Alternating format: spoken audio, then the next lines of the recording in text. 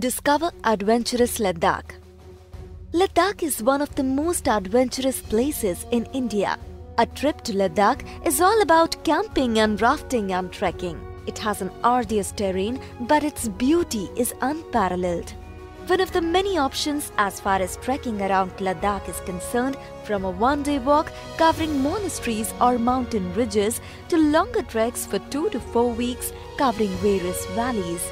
Some of the famous treks are the Apricot Valley Trek, which lasts for 8 days and passes through some high mountain passes, beautiful villages and gives one an amazing view of the Zanskar range.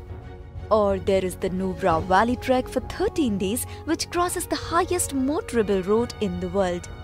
Some beautiful apple and apricot fields and is a delight for bird watchers with a vast variety on display. Rafting in Ladakh is also a completely different experience. One can enjoy spectacular views of snow-covered peaks, monasteries, villages and unique wildlife while cruising through the water.